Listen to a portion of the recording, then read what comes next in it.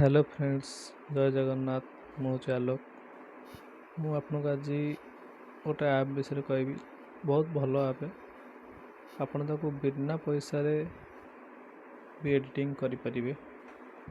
ମୁଁ ଗୋଟେ ଏଡ଼ିଟିଂ ଅଛି, ଆପଣଙ୍କୁ ଦେଖାଉଛି ଭିଡ଼ିଓ। ଆପଣ ଏଇଭଳି ଭିଡ଼ିଓ ଏଡ଼ିଟିଂ କରିପାରିବେ ବିନା ପଇସାରେ। ତ ପ୍ରଥମେ ଆମେ ପ୍ଲେ ଷ୍ଟୋରକୁ ଯିବା। ପ୍ଲେ ଷ୍ଟୋର ଗଲା ପରେ ଆପଣ ମାରିବେ ଫଟୋ ଲ୍ୟାବ୍। ସେକେଣ୍ଡ ଅପସନ୍ ଆସିବ ଭାରି। ଏବେ ଆମେ ତାକୁ ଓପନ୍ କରିଦେବା। ଏଠି ଆମେ ଓପନ୍ କରିଦେବା। ଓପନ୍ କରିସାରିଲା ପରେ ଫଟୋ ଲ୍ୟାବ୍ରେ ସ୍କ୍ରିନ୍ ରେକର୍ଡ଼ ଆଲାଉ ନାହିଁ ବୋଲି ମୁଁ ଆପଣଙ୍କୁ ଅନ୍ୟ ମୋବାଇଲରେ ଦେଖାଇ ଦେଉଛି। ଆପଣ ଦେଖୁଥିବେ ଏଠି ସ୍କ୍ରିନ୍ରେ ବହୁତ ପ୍ରକାର ଏଡ଼ିଟିଂ କରିବା ପାଇଁ ଅଛି।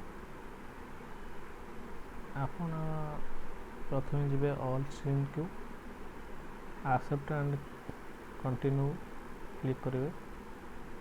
ଏଠି ଆଲାଉ ମାଗିବ, ଆଲାଉ କରିବେ। ଆପଣ ଗ୍ୟାଲେରୀ ଯେଉଁ ଫଟୋଟାକୁ ଏଡ଼ିଟିଂ କରିବାକୁ ଚାହୁଁଛନ୍ତି ଆପଣ ସେଇ ଫଟୋଟାକୁ କ୍ଲିକ୍ କରିବେ।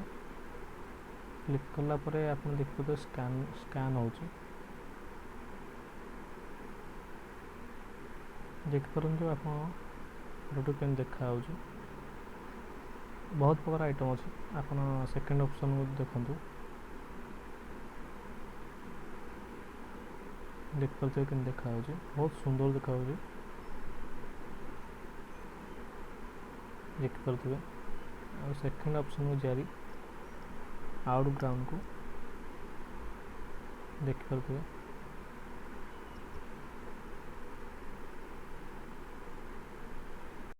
ଆପଣଙ୍କୁ ଉପରେ ସେଭ୍ର ଅପସନ୍ ଦେଖାଉଛି, ଆପଣ ଏମିତି ସେଭ୍ କରିଦେବେ। ବିନା ୱାଟରମାର୍କରେ ଆପଣ ଆଲାଉ କଲେ ଆପଣଙ୍କୁ ପଇସା ମାଗିପାରିବେ। ଏଠୁ ଆପଣ ଭୁଲ ଚିହ୍ନ ମାରିଦେବେ। ତଳେ ଆପଣ ସେଭ୍ କରିଦେବେ। ସେଭ୍ ହେଇଗଲା ଗ୍ୟାଲେରୀରେ। ସେଭ୍ ହେଲା ପରେ ଆପଣ ଦେଖିପାରୁଥିବେ କେତେ ସୁନ୍ଦର ଦେଖାଯାଉଛି।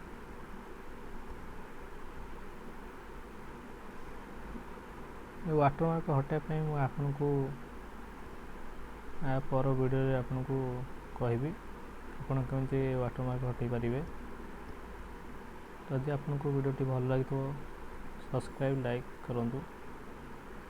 ଜୟ ଜଗନ୍ନାଥ।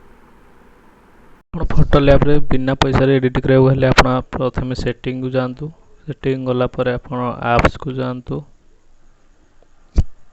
ଆପ୍ସ ଗଲା ପରେ ମ୍ୟାନେଜ୍ ଆପ୍ସ ଆପଣ ଏଠି ସର୍ଚ୍ଚ କରନ୍ତୁ ଫଟୋ ଲ୍ୟାବ୍।